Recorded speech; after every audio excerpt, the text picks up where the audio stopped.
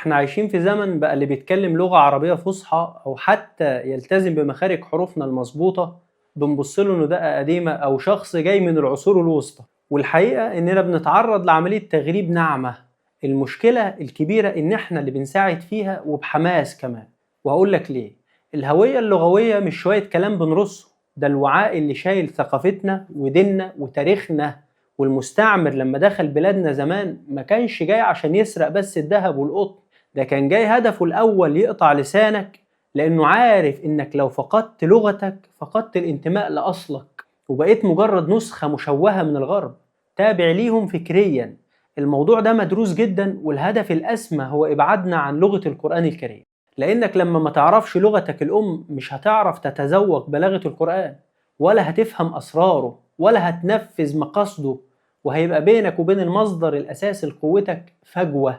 وده اللي اتكلم عنه المفكر أنور الجندي في كتابه الفكر العربي المعاصر في معركة التغريب، اللي شرح فيه إزاي التبشير والتعليم الأجنبي كان غرضهم الأول عزل الأجيال الجديدة عن تراثها. والصدمة بقى سيدي إننا بقينا بنجري ورا المدارس الانترناشونال، وبنفرح قوي لما العيل ينطق في الأر مفرودة وهو ما بيعرفش يقرأ سطرين من كتاب قراءة في تانية ابتدائي، فضلا عن إنه ما بيعرفش يقرأ الفاتحة أساسا. بنربي جيل مغترب في بيته بيتكلم فرانكو وبيكتب بلغة مسخ، وللأسف ده بيحقق حلم المستشرقين اللي اتكلم عنهم إدوارد سعيد في كتابه الاستشراق، اللي وضح فيه برضو إزاي الغرب بيحاول يسيطر على الشرق من خلال رسم صورة ذهنية معينة تخليه يشوف نفسه قليل ولغته ميتة.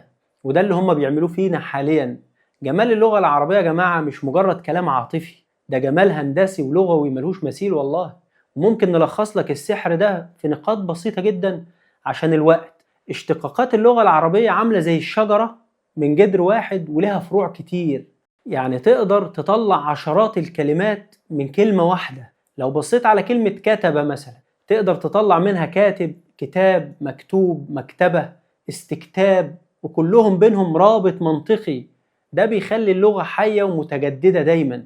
اللغة العربية هي ملكة الاختصار المفيد.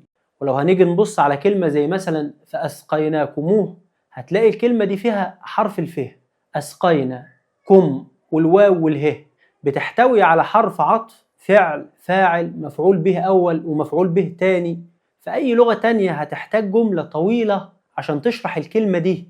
عشان تعبر عنها في لغة تانية هتحتاج تقول إن الله هو الذي أنزل الماء وجعلكم تشربون منه. لكن العربية جمعتها كلها في كلمة واحدة قوية، فأسقيناكموه. العربية فيها دقة اختيار اللفظ. لو بصيت في القرآن على الفرق بين الريح والرياح مثلا هتلاحظ إن كلمة الرياح بالجمع دايما بتيجي مع الرحمة والبشرة والخير.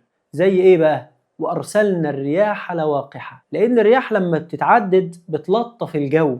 أما كلمة الريح بالمفرد فغالبا بتيجي في مقام العذاب والقوة والتدمير، زي فأرسلنا عليهم ريحا صرصرا في أيام نحسات لنذيقهم عذاب الخزي في الحياة الدنيا. لأن الريح من اتجاه واحد بتكون مدمرة، وده قمة الذكاء اللغوي.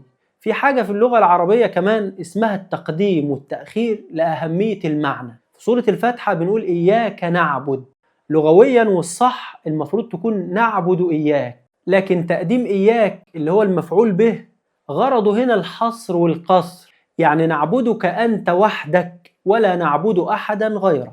لو كانت نعبد إياك كان ممكن تحتمل نعبدك ونعبد غيرك، لكن عبقرية اللغة في التقديم قفلت الباب ده تماما. ولو كلمتك عن الجرس الموسيقي والفواصل القرآنية مش هخلص، ولا هيكفينا حلقة ساعتين.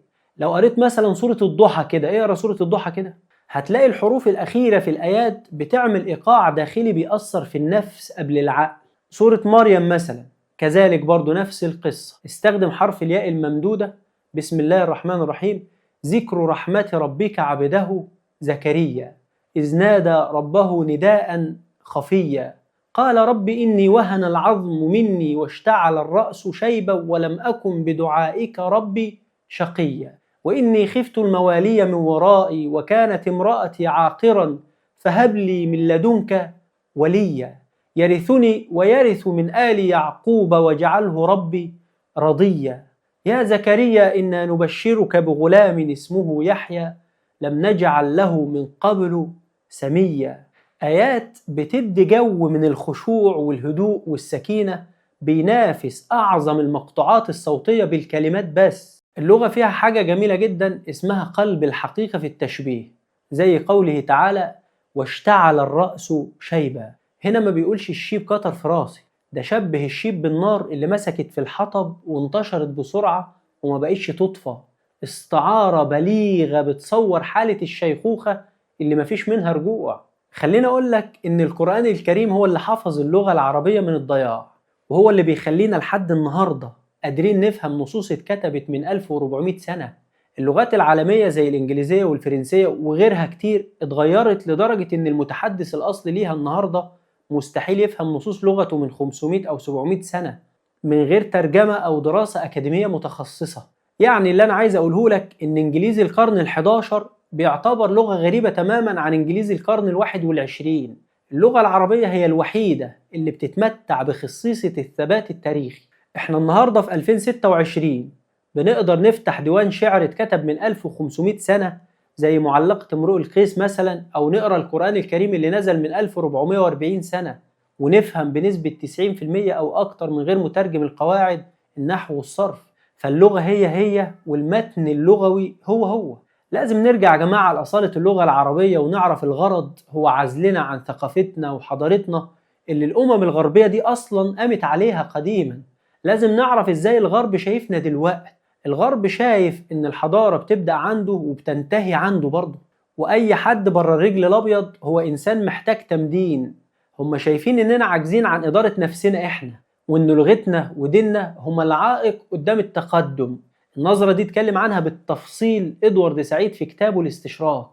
بيثبت إن الغرب اخترع صورة للشرقي العربي أو المسلم كشخص شهواني وكسول وغير عقلاني عشان يبرر لنفسه استعمارنا. هو بيقول إن الشرق في نظرهم مش حقيقة أصلا، ده خيال هم اللي عملوه عشان يحسوا بتفوقهم. وبعد سقوط الاتحاد السوفيتي الغرب كان محتاج عدو عشان يوحد شعوبه ويبرر ميزانيات السلاح والفلوس اللي كانت بتروح هدر. العدو ده كان هو إحنا الإسلام. النظرة هنا مش بس استحقار، دي نظرة خوف ممزوج بكراهية. إدوارد سعيد برضو بيوضح في كتاب تاني اسمه تغطية الإسلام، بيقول فيه إزاي الإعلام الغربي بيختاروا صور معينة وقصص برضو معينة تطلع البني آدم المسلم ده دايما في صورة الإرهابي أو الجاهل اللي عايش في خيمة وسط الصحراء، حتى لو كان بروفيسور في جامعة. وكل كلامي ده والله مش قصدي إننا ما نتعلمش لغات تانية، بل في الزمن ده تعليم اللغات الأخرى واجب مجتمعي وواجب شرعي، عشان على الأقل لو عايز تفهم أو ترد أو تدافع عن نفسك لازم تبقى عارف لغة خصمك. بس اللي قصدي أقوله إننا نتعلم ونعلم عيالنا ونعرفهم سبب تعليمنا ليهم للغة دي، وكل ده بعد ما نغرس جواهم حب اللغة العربية والثقافة والحضارة الإسلامية. إحنا محتاجين نفوق ونعرف إن اعتزازنا بالعربية هو اعتزازنا بالوجود نفسه، زي ما قال مصطفى صادق الرفاعي في كتاب وحي القلم: إنما ذلت لغة شعب إلا ذل. يعني المسألة مش رفاهية، دي مسألة شرف وهوية وكيان. واللغات التانية هي وسيلة للعلم مش بديل عن الأصل، لأن اللي بيفقد لسانه بيفقد قلبه وتاريخه. والقرآن هيفضل محفوظ، احنا مش خايفين على القرآن، هيفضل محفوظ بلسان عربي مبين زي ربنا ما قال: نزل به الروح الأمين على قلبك لتكون من المنذرين بلسان عربي مبين. بس الخوف، كل الخوف إننا إحنا اللي نضيع بعيد عنه ونبقى غرباء في أوطاننا. وصلت؟